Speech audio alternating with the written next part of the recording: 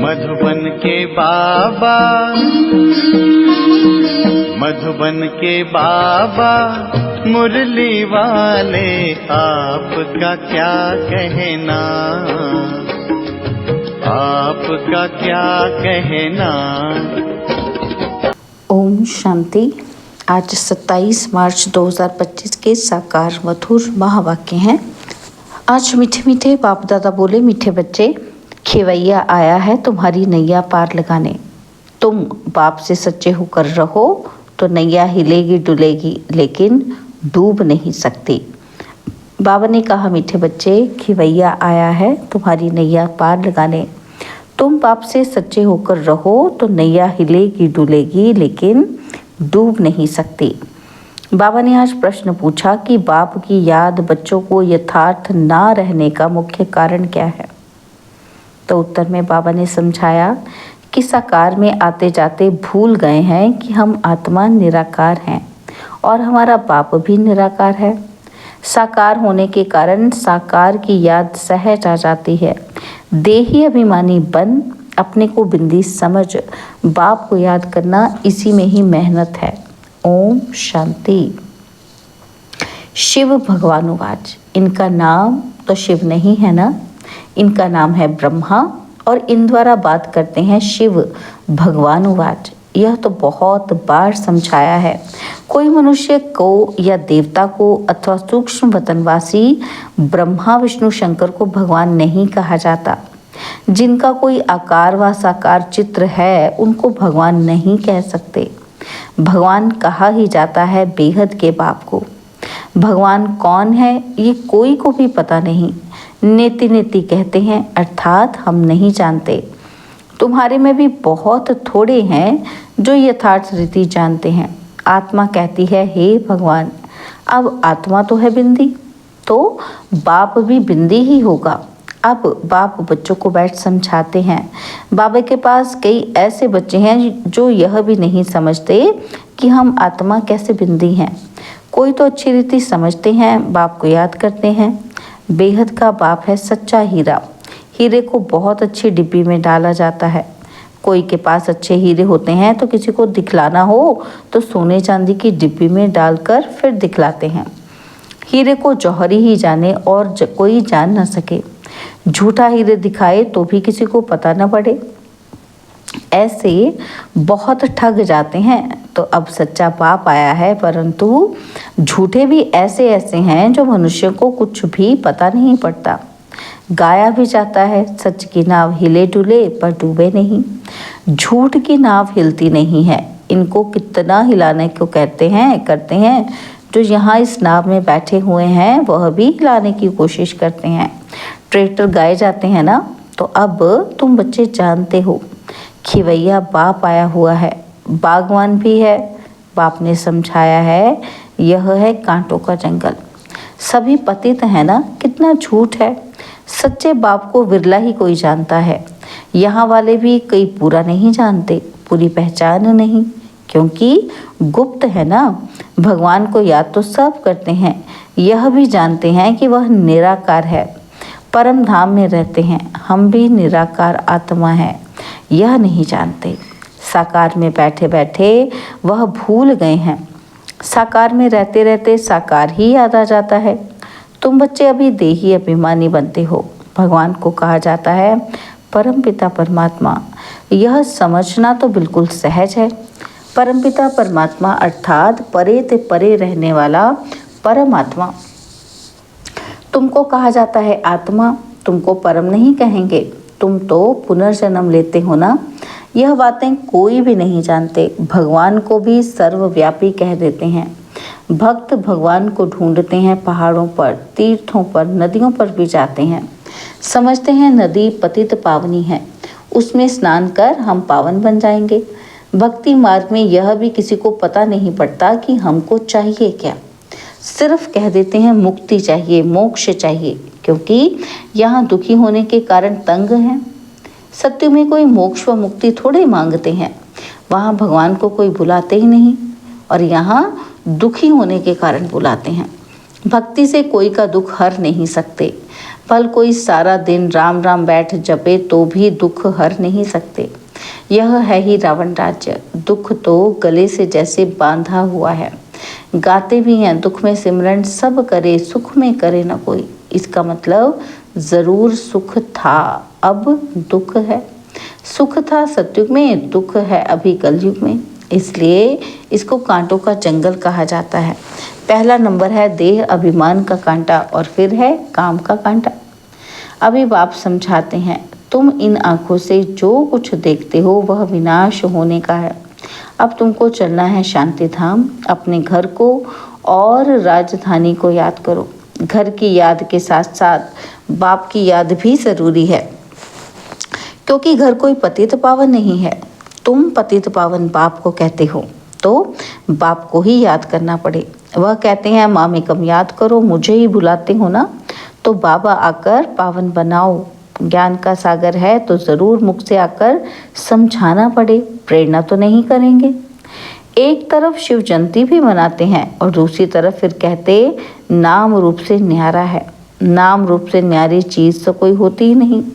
फिर कह देते ठिक्कर भीतर सब में है। अनेक मत है ना। तो बाप समझाते हैं तुमको 5 विकारों रूपी रावण ने तुच्छ बुद्धि बना दिया है, इसलिए देवताओं के आगे जाकर नमस्ते करते हैं। कोई तो नास्तिक होते हैं, किसी को भी मानते नहीं। यहाँ बाप के पास तो आते ही हैं ब्राह्मण, जिनको 5000 वर्ष पहले भी समझाया था।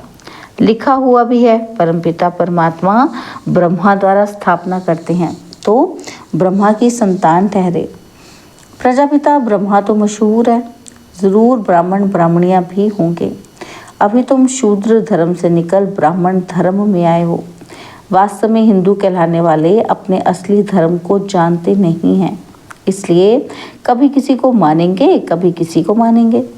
बहुतों के पास जाते रहेंगे। क्रिश्चियन लोग कभी किसी के पास जाएंगे ही नहीं। अभी तुम सिद्ध कर बतलाते हो कि भगवान बाप कहते हैं मुझे याद करो। एक दिन अखबारों में भी पढ़ेगा कि भगवान कहते हैं मुझे याद करने से ही तुम पतित से पावन बन जाएंगे। जब विनाश नज़दीक होगा तब अखबार द्वारा भी यह आवाज़ कानों में पड़ेगा। अखबार में तो कहाँ कहाँ से समाचार आते हैं ना, तो अभी भी डाल सकते हो। भगवानुवाच परमपिता परमात्मा शिव कहते हैं मैं हूँ पतित पावन, मुझे याद करो तो तुम पावन बन जाएंगे। इस पतित दुनिया का विनाश सामने खड़ा है। विनाश ज़रूर होना है, यह भी सबको निश्चय हो जाएगा। रिहर्सल भी होती रहेगी। तुम बच्चे जानते हो कि जब तक राजधानी स्थापन नहीं हुई है तब तक विनाश नहीं होगा।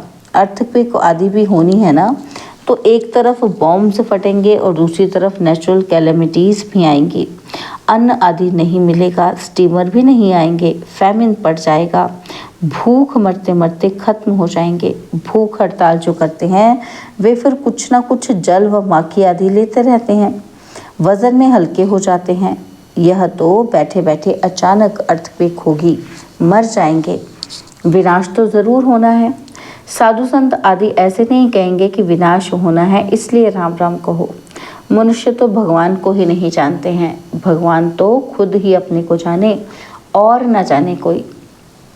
उनका टाइम है आने का, जो फिर इस बूढ़े तन में आकर सारे सृष्टि के आदि मध्य अंत का नॉलेज सुनाते हैं। तुम बच्चे जानते हो कि अभी वापस जाना है, इसमें तो खुश होना चाहिए। हम शांति धाम जाते हैं। मनुष्य शांति ही चाहते हैं, परंतु शांति कौन देवे? कहते हैं ना शांति देवा। अब देवों का देव तो एक ही ऊंच से ऊंच बाप है। वह कहते हैं मैं तुम सबको पावन बनाकर ले जाऊंगा, एक को भी नहीं छोड़ूंगा। ड्रामा अनुसार सबको जाना ही है। गाया हुआ है मच्छरों सदृश सब आत्माएं जाती हैं। यह भी जानते हैं कि सत्युग में बहुत थोड़े मनुष्य होते हैं। अभी कलयुग अंत में कितने ढेर मनुष्य हैं, फिर थोड़े कैसे होंगे? अभी है संगम। तुम सत्युग में जाने के लिए पुरुषार्थ करते हो। जानते हो यह विनाश होगा, मच्छरों सदृश आत्माएं जाएंगी, सारा झुंड चला जाएगा, सत्युग में बहुत थोड़े रहेंगे। बाप कहते हैं कोई भी देहधारी को याद नहीं करो। देखते हुए हम नहीं देखते हैं। हम आत्मा हैं, अपने घर को जाएंगे। खुशी से पुराना शरीर छोड़ देना है। अपने शांति धाम को याद करते रहेंगे तो अंतमति सो गति हो जाएगी। एक बाप को याद करना, इसमें ही मेहनत है। मेहनत बिगर ऊंच पद थोड़े ही मिलेगा। बाप आते ही हैं तुमको नर से नारायण बनाने के लिए। अब इस पुरानी दुनिया में कोई चैन नहीं है। चैन है ही शांति धाम और सुख धाम में। यहाँ तो घर घर में अशांति है, मारपीट है। बाप कहते हैं अब इस छीछी दुनिया को भूलो। मीठे मीठे बच्चों, मैं तुम्हारे लिए स्वर्ग की स्थापना करने आया हूँ। इस नरक में तुम पतित बन पड़े हो, अब स्वर्ग में चलना है। अब बाप को और स्वर्ग को याद करो तो अंतमति सो गति हो जाएगी।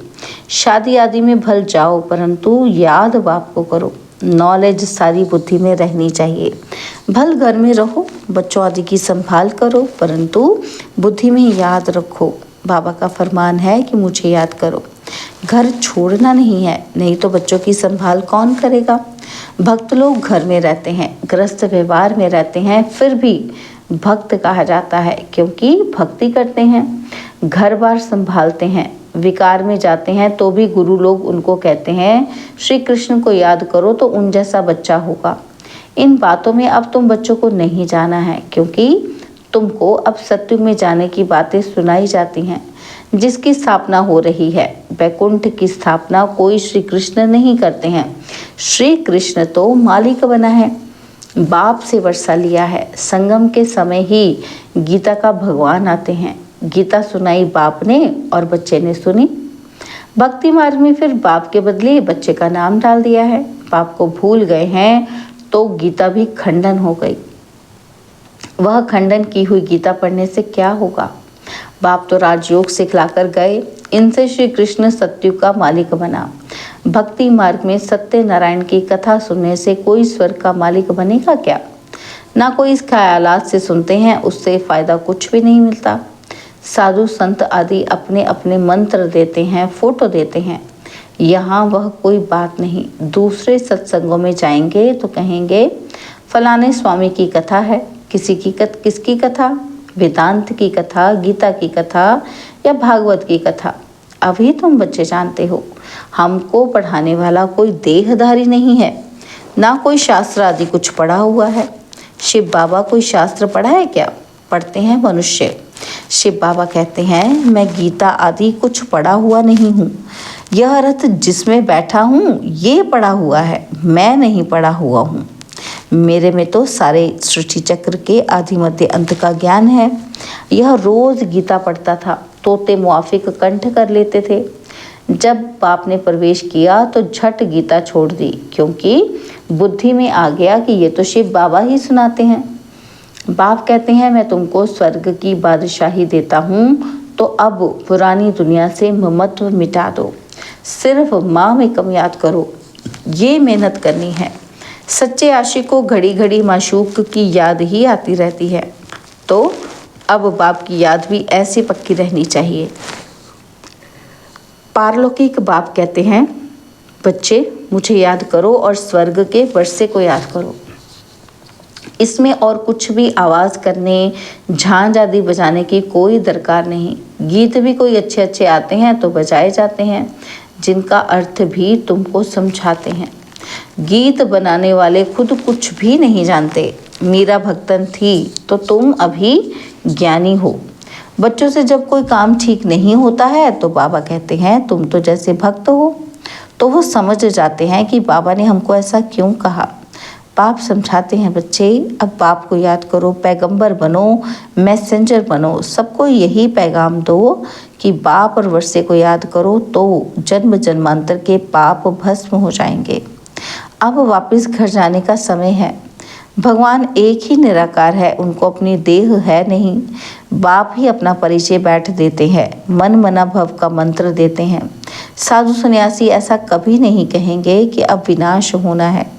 बाप को याद करो। बाप ही ब्राह्मण बच्चों को याद दिलाते हैं।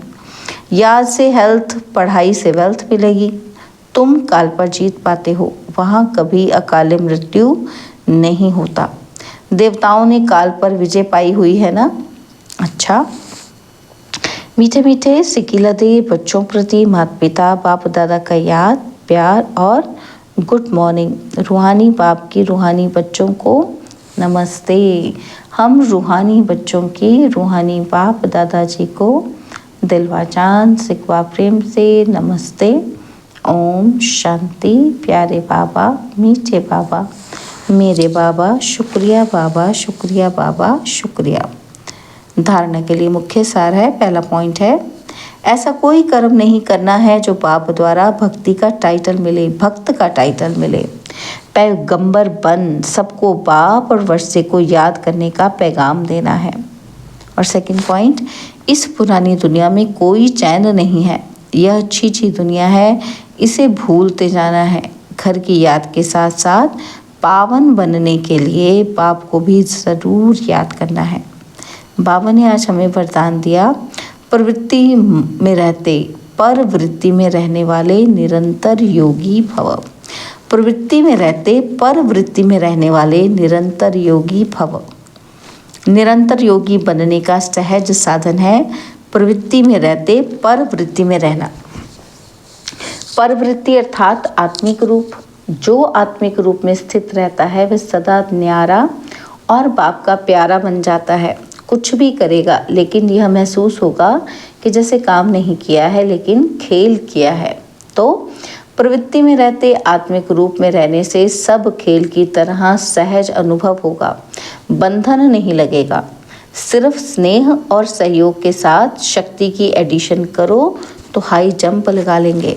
स्लोगन है, बुद्धि की महीनता अथवा आत्मा का हल्कापन ही ब्राह्मण जीवन की पर्सनैलिटी है। बुद्धि की महीनता अथवा आत्मा का हल्कापन ही ब्राह्मण जीवन की पर्सनैलिटी है। बाबा के व्यक्त इशारे सत्यता और सभ्यता रूपी कल्चर को अपनाओ। इसके लिए बाबा कहते, हिम्मतें शक्तियाँ मदद दे सर्वशक्तिवान। शेरनियाँ कभी किसी से डरती नहीं, निर्भय होती हैं। यह भी भय नहीं कि ना मालूम क्या होगा। सत्यता के शक्ति स्वरूप होकर नशे से भूलो, नशे से देखो कि हम ऑलमाइटी गवर्नमेंट के अनुचर हैं। इसी स्मृति से अयथार्थ को यथार्थ में लाना है, सत्य को प्रसिद्ध करना है, ना कि छिपाना है। लेकिन सत्यता के साथ बोल में मधुरता और सभ्यता आवश्यक है। ओम शांति।